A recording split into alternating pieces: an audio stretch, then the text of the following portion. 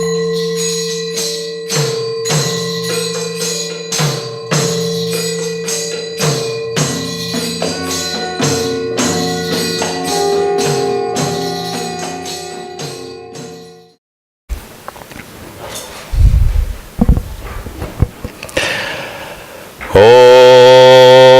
Bhadram Karne Bhishunuyama Devaha Bhadram Pashye Makshabirya Chatraha Sthirairangai Stuštuvagum Sastanubihi Vyashema Devahitai Yadayuhu.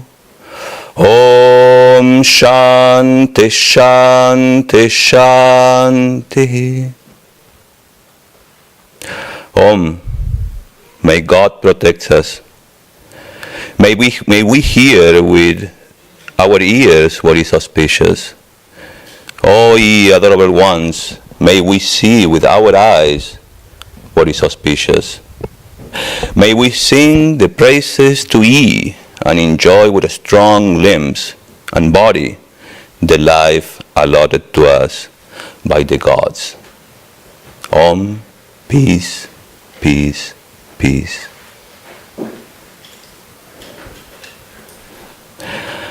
Mano eva manushyanam karanam bandha mokshayoho bandhaya vishaya sango muktyai nirishayam manaha. For man, mind is the cause of bondage, and mind is the cause of liberation. Mind absorbed in sense objects is the cause of bondage. Mind absorbed in sense objects is the cause of bondage. And mind detached from the sense objects is the cause of freedom. Good morning, everyone. My name is Swami Dhyanayogananda. My center is Ramakrishna Monastery in Orange County. And we are going to be talking today about freedom mostly, about mindfulness, about worship, about mindful worship. The other day, one of our students in Hollywood was asking me, Swami, I hear you all the time saying that is truth, the truth, the truth. What is truth? And I go, I thought it was obvious. Truth is that which makes you free. Anything that makes you free is truth. Truth is that where you find freedom. Anything that binds you, anything that contracts you, cannot be truth.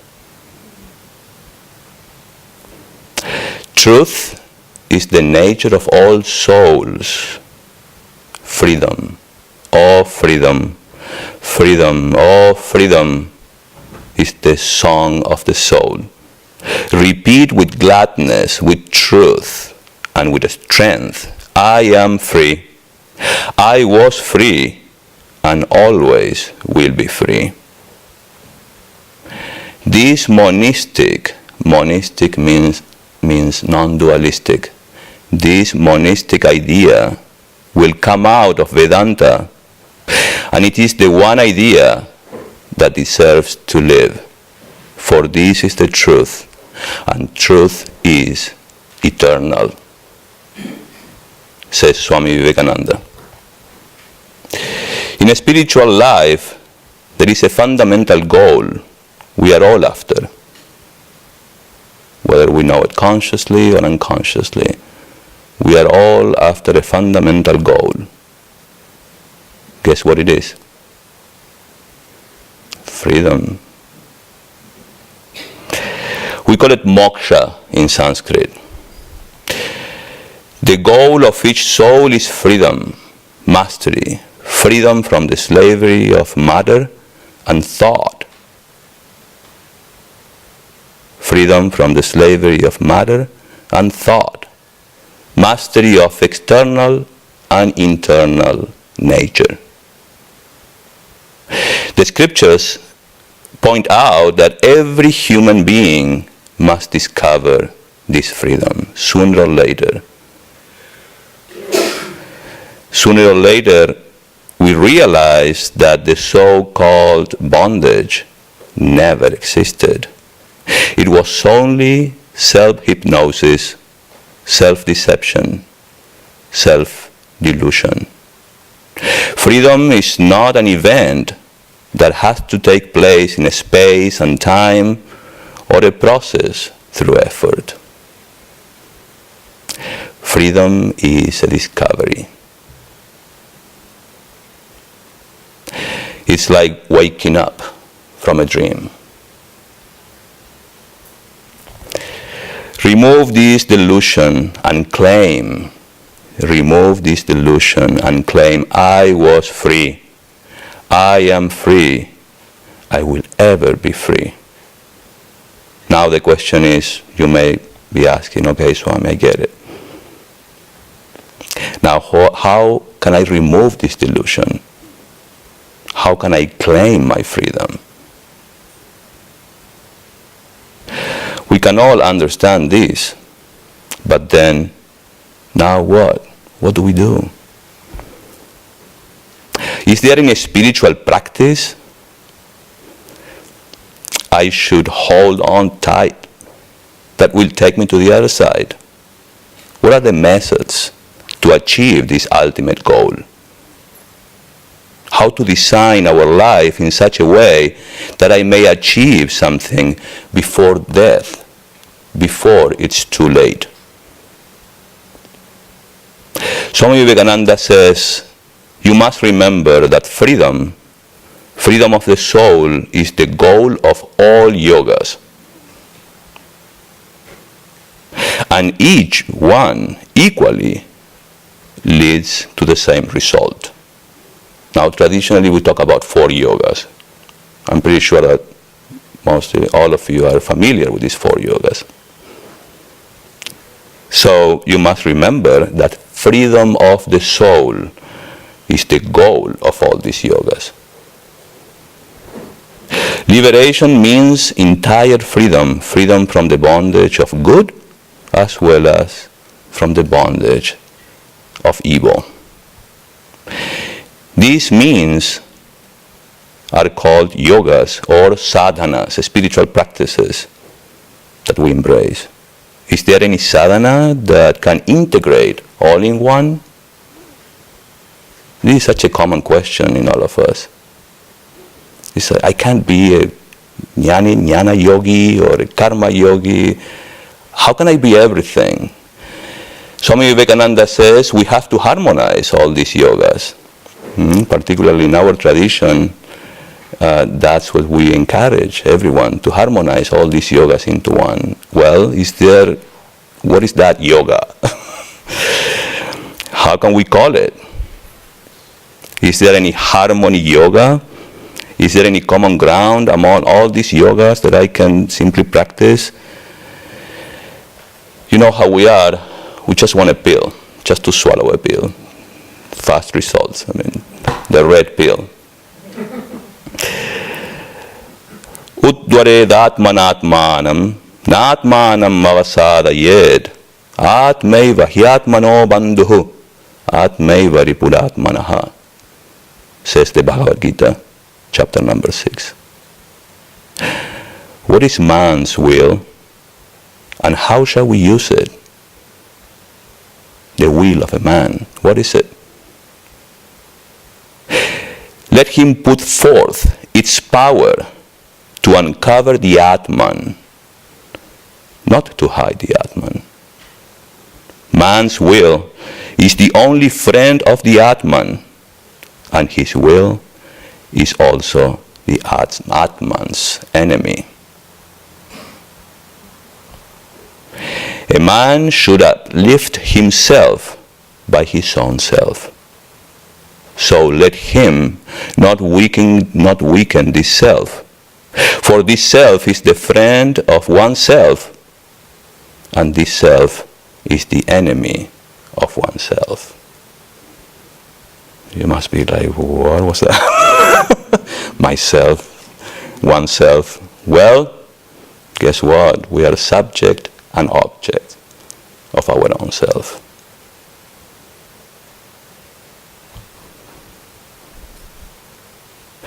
Bandhuratmatmanastasya yenatmaivatmana chitaha anatmanastu shatrutve vartetatmaiva shatruvat.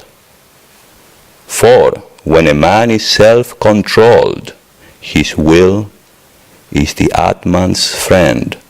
But the will of an uncontrolled man is hostile to the Atman, like an enemy.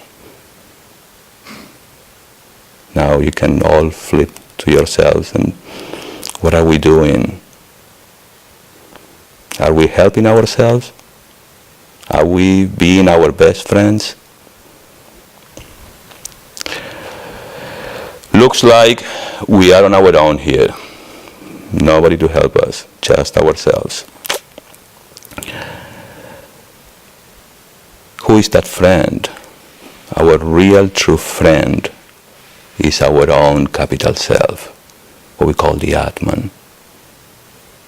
Now, is there any yoga that can keep me in harmony, remembering who I am, focused with a good attitude, focused with the right and good attitude towards the idea of God and His creation? Is there any yoga? Let's talk about yoga a little bit. Traditionally, the word yoga means union. Traditionally, union between the embodied soul, it's called jiva, and the absolute, universal self, capital self, we call it Brahman in Vedanta. According to our scriptures, these are one and the same. This universal Brahman, this consciousness is one and the same with us. We are of the same nature. But due to our ignorance, we create a division between these two. Due to our ignorance. Our fundamental problem, says Vedanta, is ajnanam, ignorance. From this point of view, the only remedy looks like, if our problem is ignorance, what is the opposite? Knowledge. It's called jnanam. And considering this point of view, yoga means knowledge as the means and end. Do you know the story of the crying or weeping drop of water right next to the ocean? Ever heard of it? There is a drop of water sitting on a rock and facing the ocean, is crying bitterly. And the ocean comes and says, "Hey, why are you crying?" "Well, I'm afraid I'm going to lose my identity as a drop. That's why I'm crying. Can't help this. I can't tolerate this." He said, don't you worry. You are not going to lose your identity as a drop. You are going to regain your real identity as me, the ocean. The whole of Vedanta is about regaining this identity and stop identifying ourselves with this body-mind complex. Is it clear? Stop identifying ourselves with this body-mind complex. I am so and so. All these labels we put upon ourselves. Stop it. It's not good. Enemy.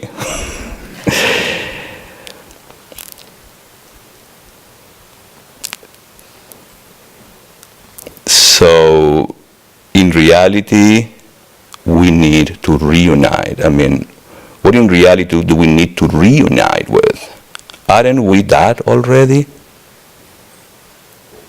If we think about it, this union, but I am here and now in front of you, and that's a fact.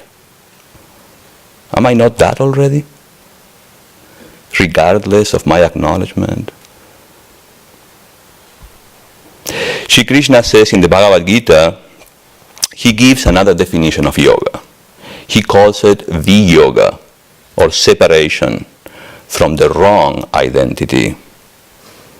Tam vidya dukkha sanyogam, viyogam yoga samhitam, sanishchayena yoktavyo yoga vinirvachetasa. Let that be known as that state called by the name of yoga, a state of severance from the contact of pain.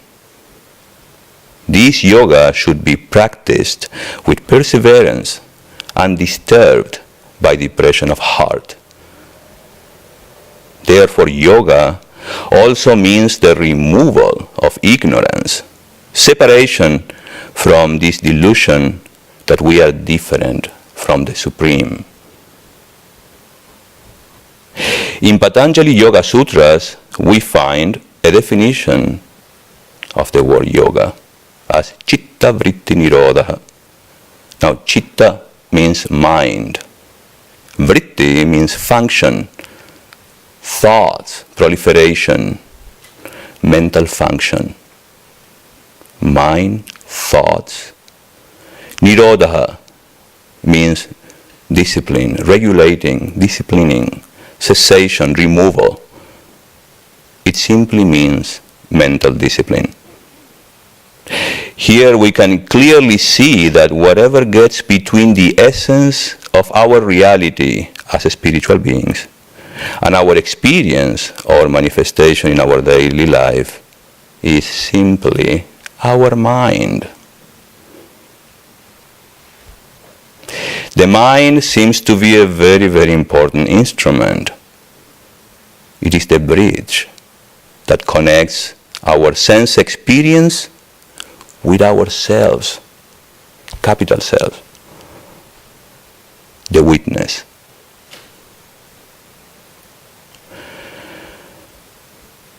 Where are you now? Are you all here? Looks like your bodies are here, but are you really here? We are flying somewhere else.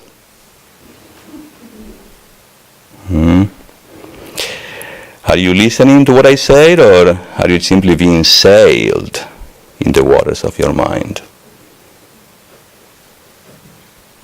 In order to be here and now, you have to connect this instrument with the organs of perception. I am here, I am listening.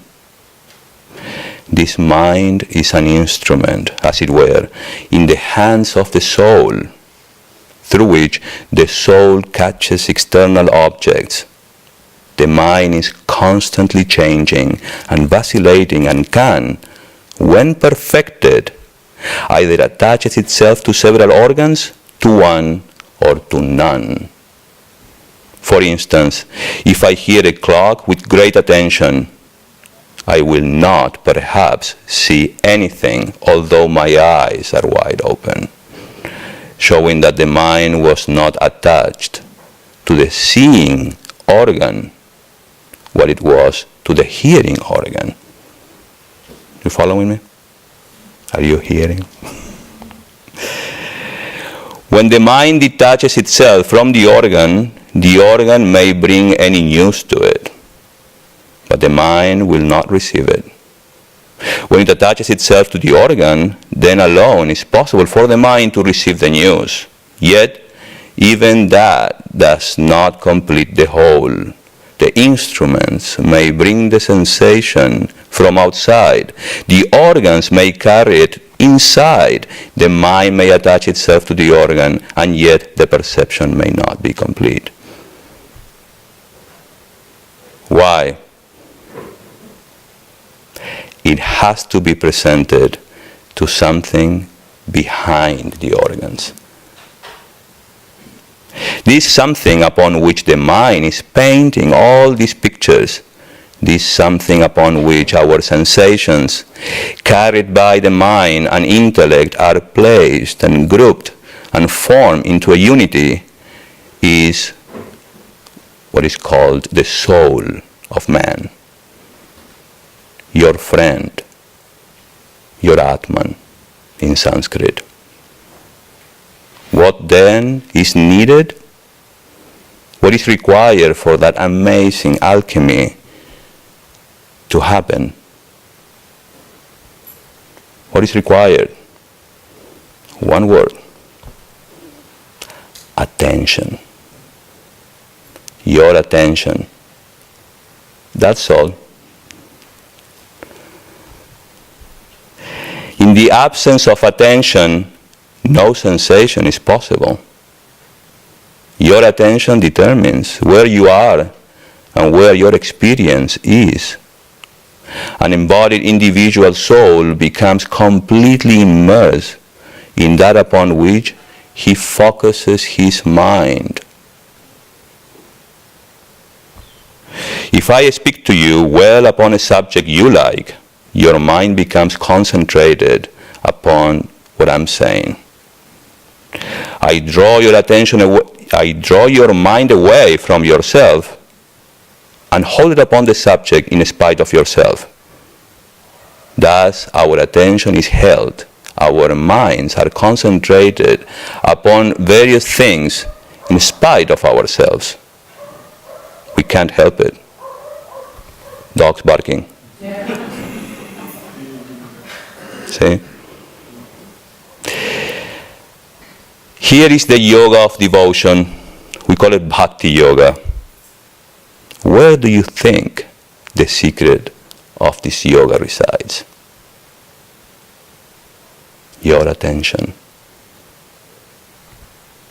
In the Bhagavad Gita, we find Sri Krishna saying, those who concentrating their minds on me, worship me with eternal constancy, and are endowed with the highest faith, they are my best worshippers.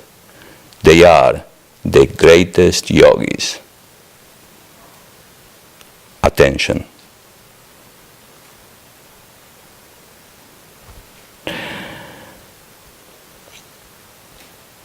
Where your mind is, and the mind seems to be the means.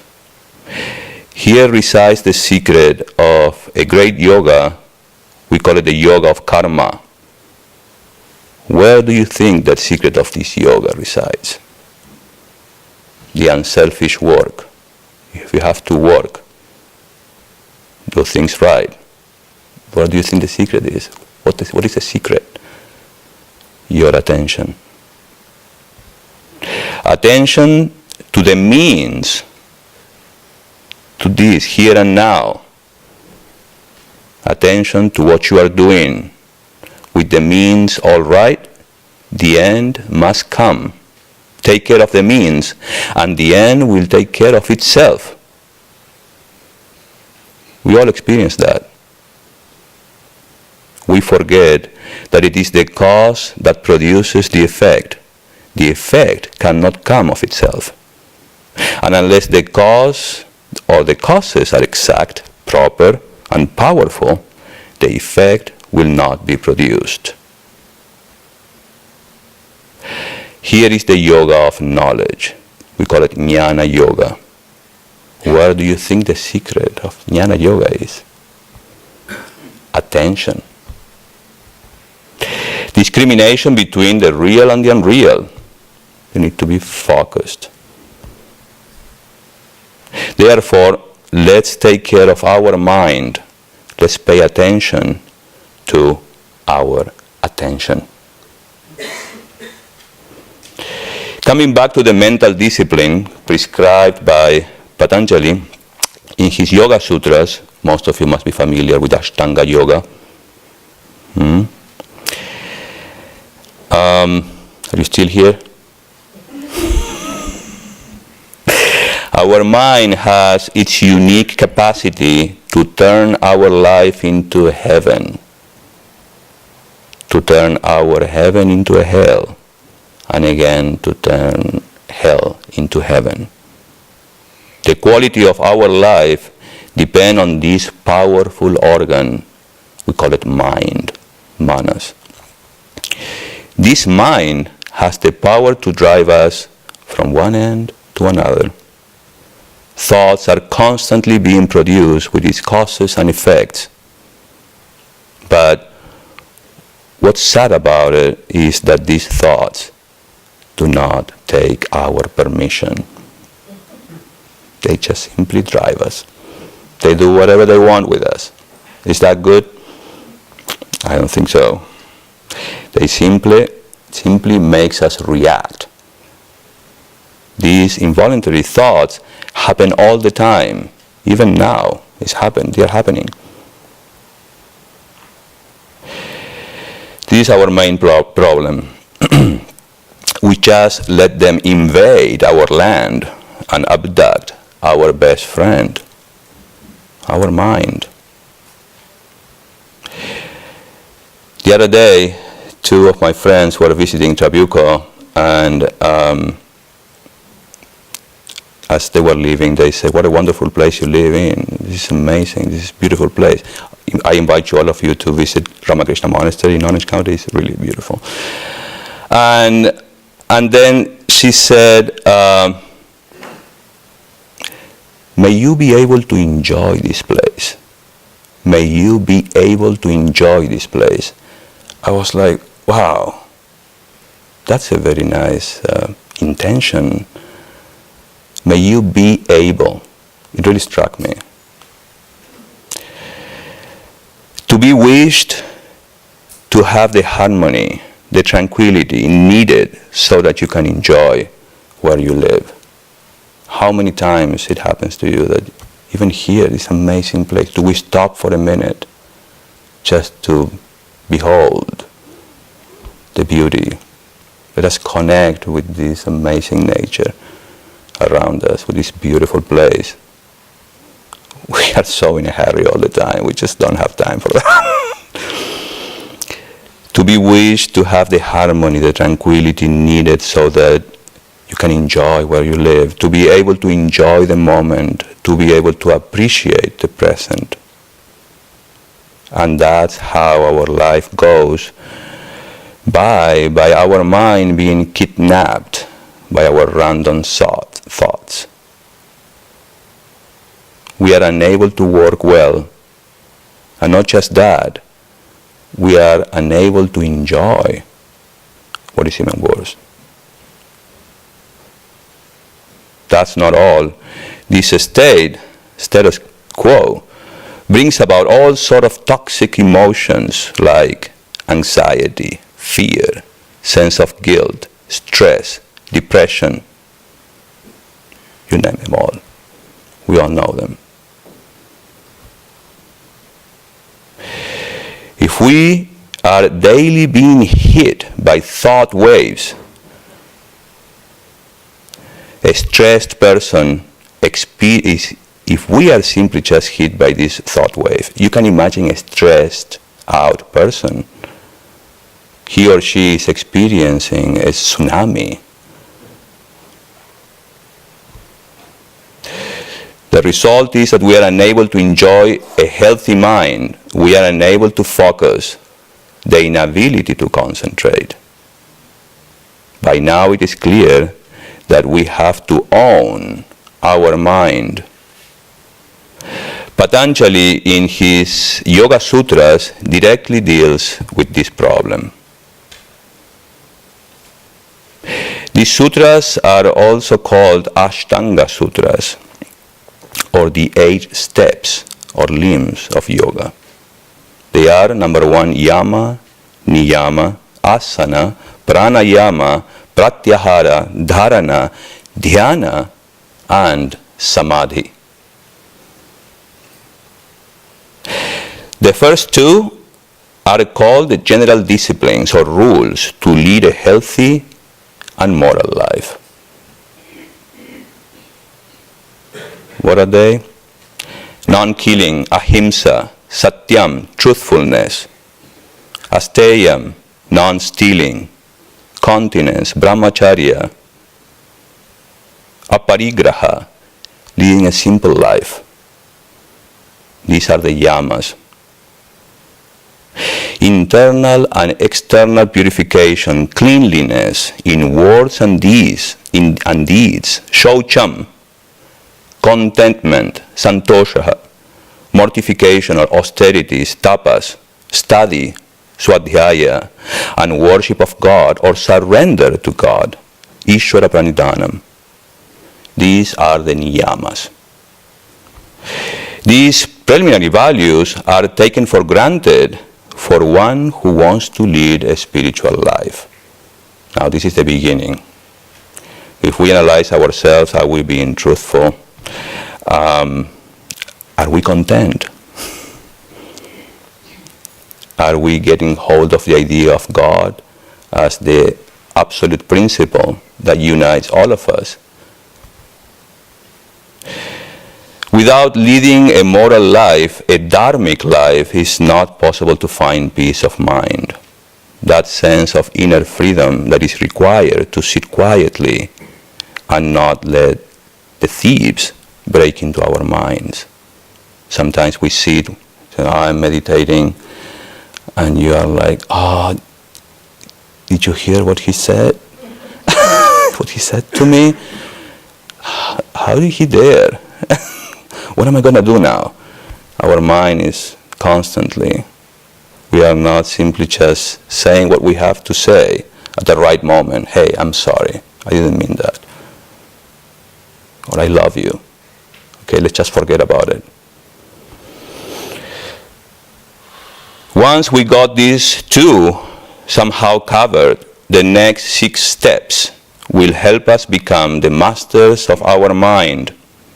We need to commit to spend some time to find out where our mind is. The next step is called asana, or posture. Conscious posture, not just the physical body, but most importantly, our inner posture, our attitude, our willingness to be with ourselves. I sit in a physical posture and I'm intensely and totally aware of my entire body from top to bottom, leaving the body free, holding the chest and shoulders up and the head straight. The next step is called pranayama, controlling the breathing, being intensely aware of the breathing process. What has that to do with concentrating the powers of the mind? Breath is like the flywheel of this machine. We call it body. In a big engine, you find the flywheel first moving, and that motion is conveyed into finer and finer machinery until the most delicate and finest mechanism in the machine is in motion. The breath is that flywheel, supplying and regulating the motion power, the motive power, to everything in this body. To get the subtle perception, we have to begin with the grosser perceptions. We have to get hold of that which is setting the whole engine into motion. That is the prana, the most obvious manifestation of which is the breath. Then, along with the breath, we shall slowly enter the body, which will enable us to find out about the subtle forces, the nerve currents that are moving all over the body. As soon as we perceive and learn to feel them, we shall begin to get control over them. We are so distracted. We are not aware what is happening within us. All these pranas moving up and down, we just don't know. We're so engaged with the outside. As soon as we perceive and learn to feel them, we shall begin to get control over them. over the body. The mind is also set in motion by these different nerve currents. So at last we shall reach the state of perfect control over the body and the mind, making both our servants. By practicing these two, asana, posture, and pranayama, we will slowly get hold of the mind and prevent it to be driven by unwanted thoughts. When I naturally secure my mind from unrestrained thoughts, I will reach my next step. It's called pratyahara. Now, pratyahara means retrieving, bringing back from the clutches of unconscious thoughts or your old habits. We all know them. I can't stop doing this. I don't know why. Pratyahara. He who has succeeded in attaching or detaching his mind to or from the centers at will has succeeded in pratyahara, which means gathering towards. Pratyahara, checking the outgoing powers of the mind, freeing it from slavery of the senses. When we can do this, we shall really possess character. Before that, we are mere machines. Heavy. It is a tremendous work, not to be done in one day. Only after a patient, continuous struggle for years, we may succeed. After the practice of pratyahara, the next step is called dharana. Now, dharana means attention, holding the mind to certain points. For example, forcing the mind to feel certain parts of the body, excluding others. My hand, for example. Dharana is attention on a particular area. After pratyahara and dharana, we come to what we love, meditation. It's called dhyana.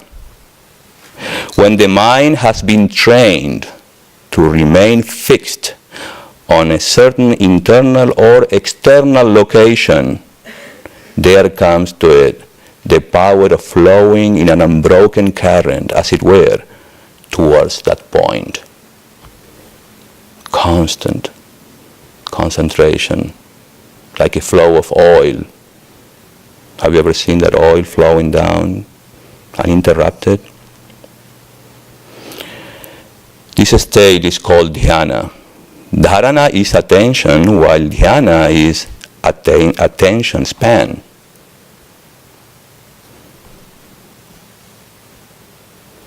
Are you still there with me? Yes, you are? Good. There is more. So we still have some time.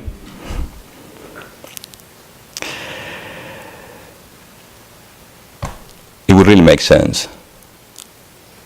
If you are able to listen uninterruptedly this lecture with rapt attention, know that you have developed a tremendous power. Now you judge yourselves. This is dhyana. What comes after dhyana is really yummy. It's called samadhi. Finally. When one has so intensified the power of dhyana as to be able to reject the external part of perception and remain meditating only on the internal part, the meaning, that state is called samadhi. When one has so intensified the power of dhyana as to be able to reject the external part of perception and remain meditating only on the internal part, the meaning, that state is called samadhi. Samadhi means absorption, perfect concentration. There is a lot more about samadhi. This is enough. That's enough for us to know. For the sake of our topic today, let us just be satisfied here. The three, dharana, dhyana, and samadhi, the last three limbs of yoga, together are called samyama.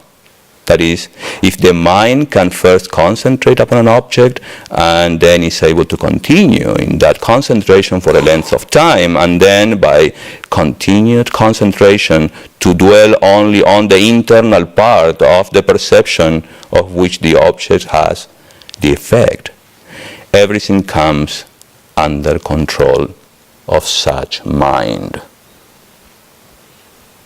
naturally, spontaneously. Have you seen those yogis? But that's not all.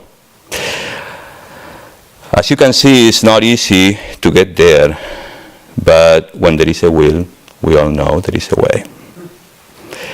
That will, that determination is called in Sanskrit sankalpa. I want to do this. It makes sense to me. I want to be free. I don't want to be a slave of nature anymore. I want to master myself. I want to be free. Sankalpa, determination. That is what is needed. My intention here was to bring to your attention how important attention is. Now, Swami, what is this attention, mindful worship? Where are you going? Well, guess what? Is there any yoga that we could practice? Just one single thing. We need to lead an alert life, an attentive, conscious life, a thought, watchful life. And this means to be mindful, to lead a mindful life. Mindfulness means total vigilance. We need to achieve perfect concentration, but in order to successfully do that, we need to remove the hindrances and distractions. We need to acknowledge them by the practice of mindfulness. Oh yes, I have this habit. Yeah, I guess this is not a good attitude to have. You need to acknowledge. See yourself in the mirror and be willing to change that. How? By remaining mindful. Mindfulness means to be now and here and perceive with clarity what is going on in your mind, your body, and environment around us. Get hold of your breath. Be mindful. How do you achieve that perfect concentration? Patanjali, this rishi, this sage, this teacher, in his aphorisms, he mentions in aphorism number 22 and 23, he says the success of yogis differs according to the means they adopt by being one, mild, medium, or intense. The success is going to be mild, medium, or intense. It all depends on us. But then he says, okay, I know it's hard to get use of this, our will. He says, or by devotion to the Absolute, by devotion to God, the God of Vedanta, Sat Chit Ananda. Now, what do we mean by devotion? What is devotion? Love. Most of you may think devotion is love. Yes. But here also, devotion means desire to be free. When you want to be free, you get hold of anything with teeth and nails. Any means that will take you there, that will make you free. That's devotion. God, the God of the Vedanta, is called Sat Chit Ananda. The concept of God is a fundamental element in our human constitution. Sat Chit Ananda, existence absolute, Chit, knowledge, consciousness, awareness. Are you aware of yourselves here and now? Absolute. And bliss. Perfect joy, bliss, absolute. God is not a person sitting beyond the clouds.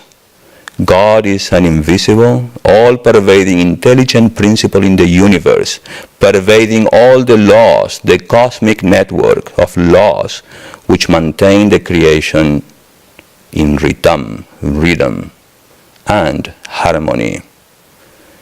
The highest aim comes only by the worship of God. If we want to be free, we have to worship the ultimate. Mindful worship. There are two Sanskrit words.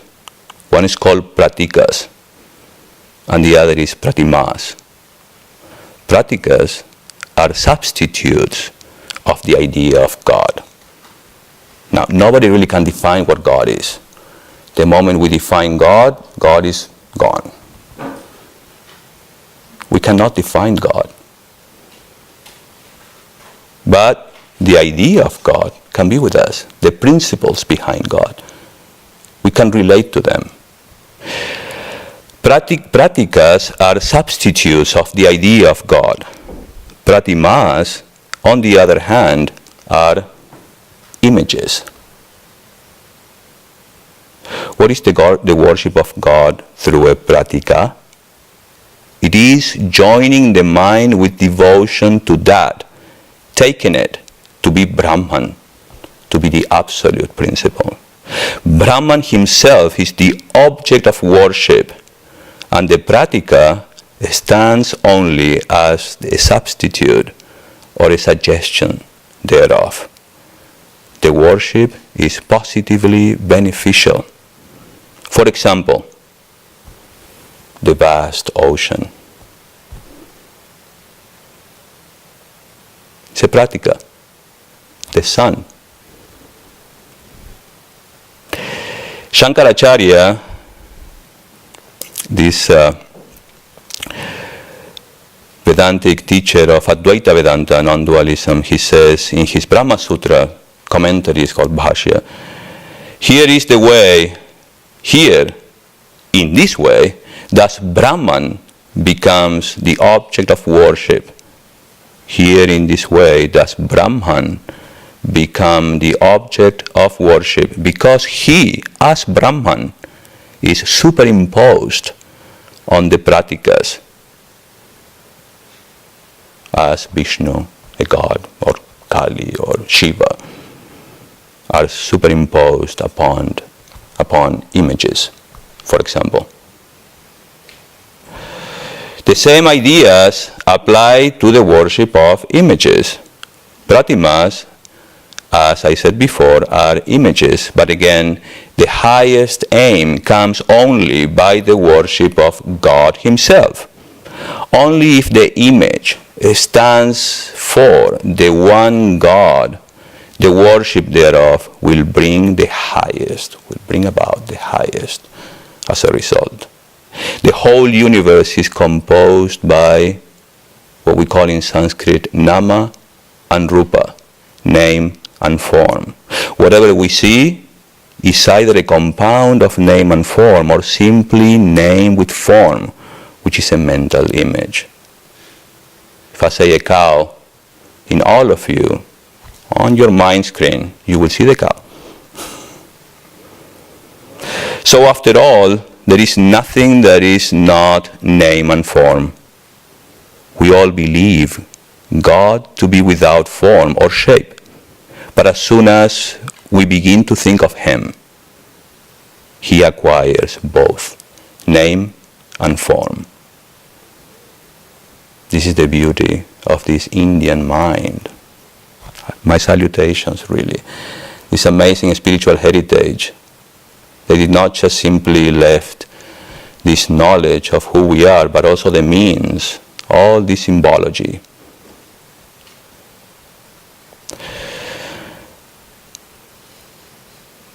There is an incident in the life of Swami Vivekananda.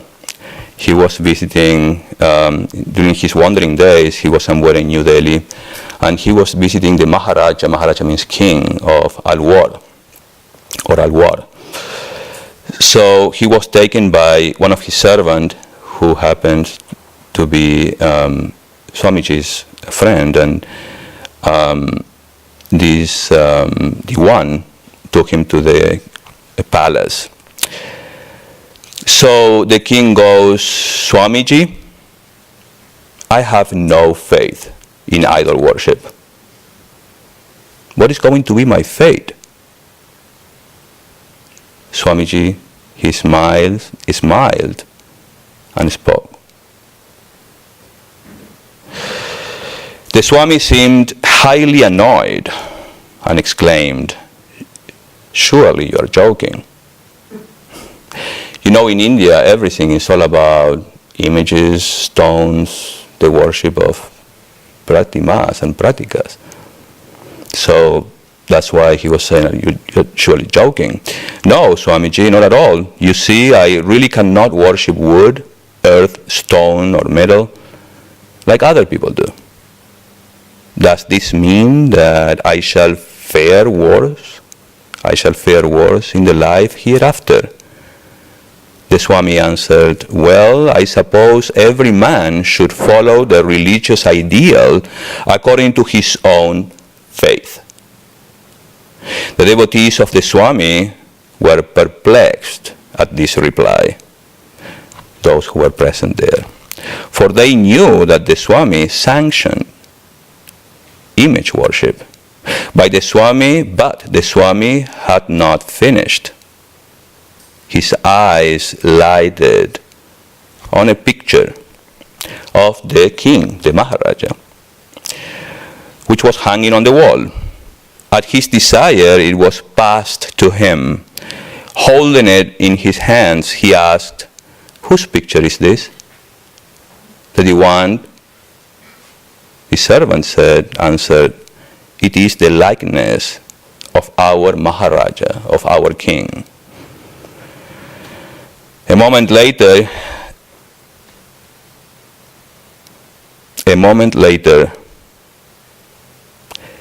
they trembled with fear when they heard the Swami commanding the Diwan, "Spit on it." "Spit on it," he continued. "Any one of you may spit on it." What is it but a piece of paper? What objection can you have against doing so? The Diwan was thunderstruck, and all eyes glanced in fear and awe from prince to monk and monk to prince. But the Swami continued to insist, "Spit on it. I say, spit on it." The Diwan cried out, "What, Swamiji? What are you asking me to do? This is the likeness of our Maharaja, our king. How can I do such a thing?" "Be it so," said the Swami. "But the Maharaja is not bodily present in this photograph. This is only a piece of paper. It does not contain his bones and flesh and blood. It doesn't speak or behave or move in any way as the Maharaja does. Yet, all of you refuse to spit on it, because you see in this photo the shadow of Maharaja. Indeed, in spitting on the photo, you will feel that you insult your master, your king. Turning to the Maharaja, he continued, "See, Your Highness, though this is not you in one sense, in another sense, it is you. Thus it also is with the devotees who worship stone and metal images of gods and goddesses. It is because an image brings to their minds their ishta, their ideal, chosen ideal, or some special form and attributes of the divinity, and helps them to concentrate.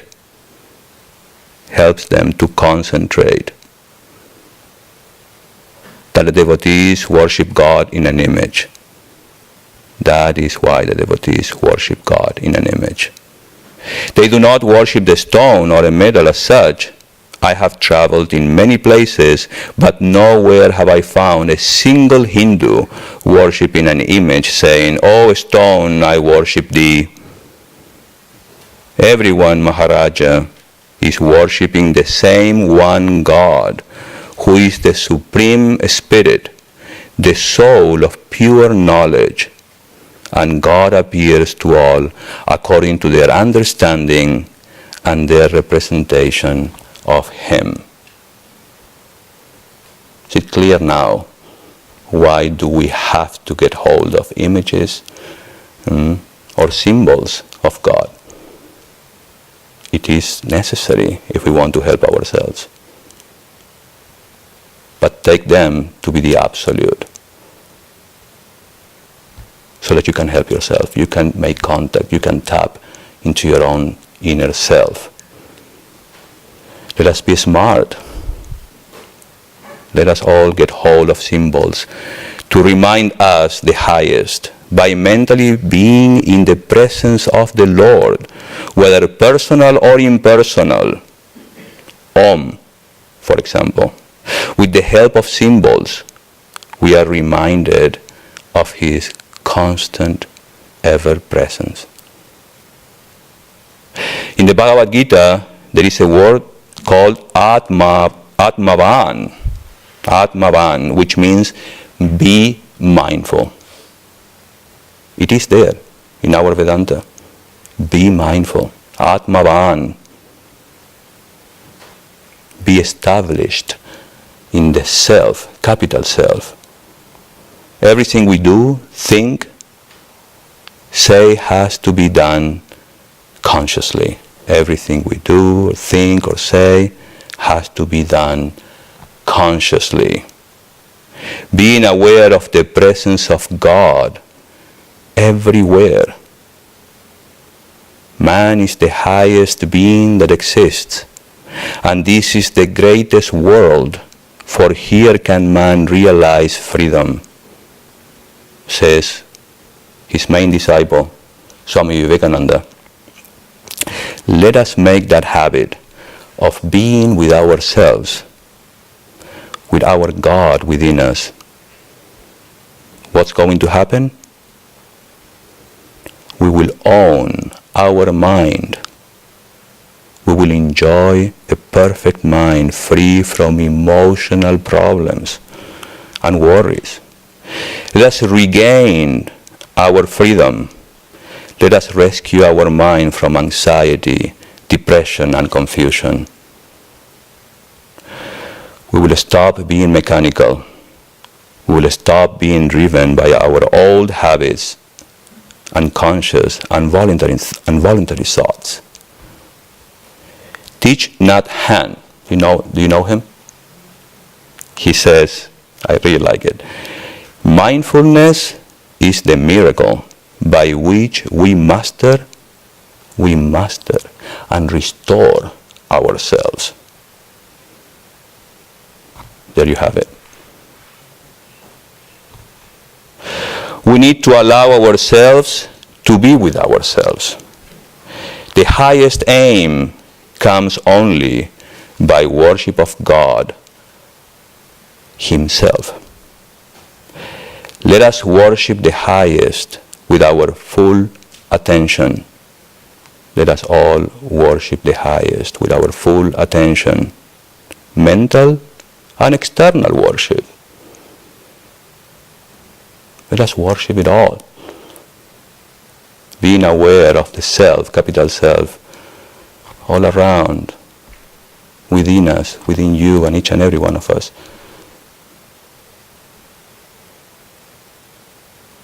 Whatever the mind contemplates, it is said, it becomes. Whatever the mind contemplates, that it becomes. Let us meditate upon the highest. Let us try to make things simpler and bring about the golden days when every man will be a worshipper. And the reality, the self, the capital self in every man will be the object of worship.